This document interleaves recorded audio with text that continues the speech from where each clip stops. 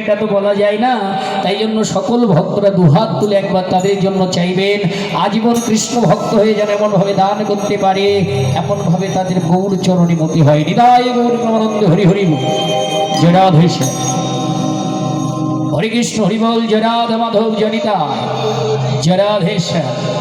তাহলে দেখুন আজকে নিজে আচরণ করে জগৎকে শেখাচ্ছে, নিজে আচারিয়া জগৎকে শেখায়।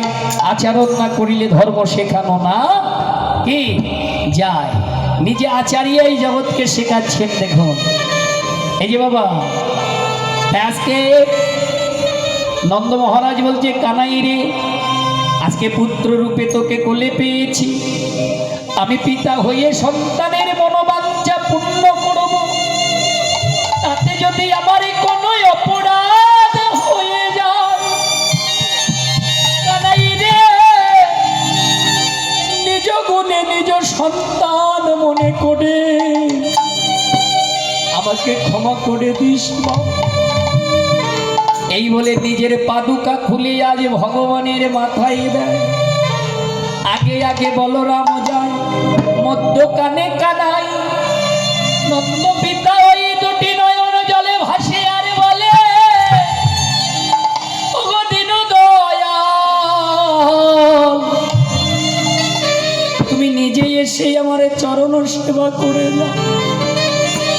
বলে আমি কৃষ্ণ সেবার কি বা জানি, কি প্রেম ভক্তের প্রতি। বৃন্দাবনের যেখানে কণ্ঠ ছড়ানো পিতার চরণে পাদুকা পরাইয়ে দেয়, কিছু দূরে যে আমার নিজ করে খুলে মাথায় নেয়। ভগবান নিজে মুখে বলেছেন বাবা, তার কথাগুলো একটু একটু উপলব্ধি করতে হবে। যে করে আমার আশ, আমি করি তার সর্বনাশ। আচ্ছা, এই কথাটা আমরা শুনে হৃদয়ে একটু হলেও দ্বিধা জাগে। ভগবানের আশা করলে ভগবান আমাদের সর্বনাশ করে? হ্যাঁ, কি সর্বনাশ করে জানেন? আমাদের সর্বনাশ করে। কি সর্বনাশ করে? আমাদের 10টা ইন্দ্রিয়, 6টা ঋতু, 5টা জ্ঞানেন্দ্রিয়, 5টা কর্মেন্দ্রিয়, যারা সর্বদাই কৃষ্ণ বহির্মুখ। 6টা রিপু, কাম ক্রোধ লোভ মোহ মাদ মাৎসর্য, যারা এদিকে ওদিকে সর্বদা ছোটাছুটি করছে, এদেরই সর্বনাশ করে। মোহ মায়া থেকে দূরভীত করে দেয়, কামিনী কাঞ্চন ভোলায়, সংসার ভোলায়, ঐশ্বর্য থেকে বঞ্চিত করে।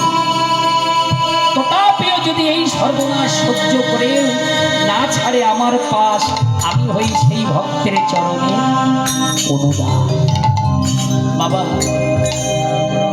কথায় কথা ওঠে, বলার ইচ্ছা ছিল না, না বলেও পারি না, যে ভগবান সব কিছু কেড়ে নিয়ে তার চরণে আশ্রয় দেয়, দিয়েছিল কার? আমি কোনো গ্রন্থের কথা বলবো না, আজও বাস্তব যার আপনারা চোখে দর্শন করতে পারবেন, সেই সুদূর বৃন্দাবনে আজও মাথা উঁচু করে দাঁড়িয়ে আছে সেই লালাবাবু জগৎ ছেড়ে মন্দির। কথাই বলে যায় কথাটা, যিনি কিনা একদিন ছিল কলকাতার 22 বাজারে জমিদার কৃষ্ণচন্দ্র, ঐশ্বর্য পরিত্যাগ করে, বিষয় পরিত্যাগ করে কৃষ্ণ ভজনে চলে যান। ওই বৃন্দাবনে যে কত কষ্ট, কত দুঃখ, কত লাঞ্ছনা বঞ্চনা সহ্য করে, তথাপিও ওই ভগবানের চরণ ছাড়ার আশা জাগেনি। একদিন ওই বৃন্দাবনে ভগবান নিজ হাতে প্রসাদ নিয়ে ওই লালাবাবুকে সেবা দিয়েছে।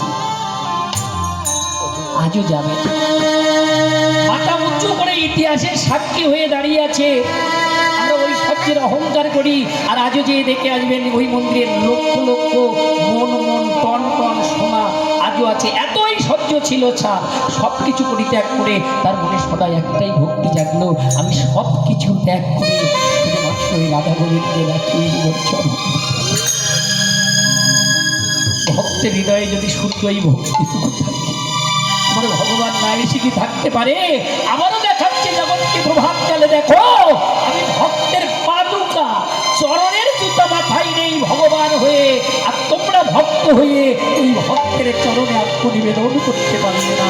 এহানো দুর্লভ মানব জনম পেয়ে এই ফলে চলে গেল কৃষ্ণ ভজন তোমাদের হলো।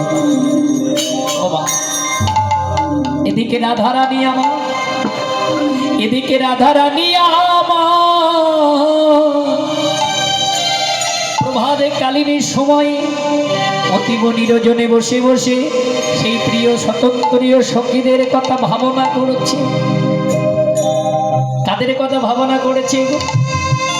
পদকার লিখলে কষি শ্যামলা বিমলা অবলা মঙ্গলা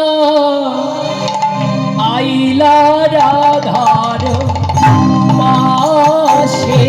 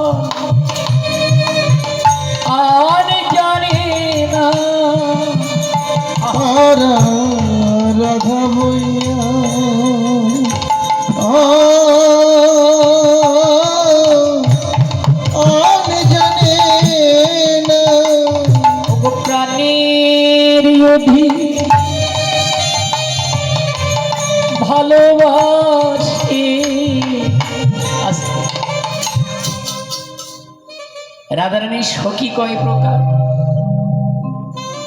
3 প্রকার সখী। প্রিয় সখী, প্রিয় নন্দ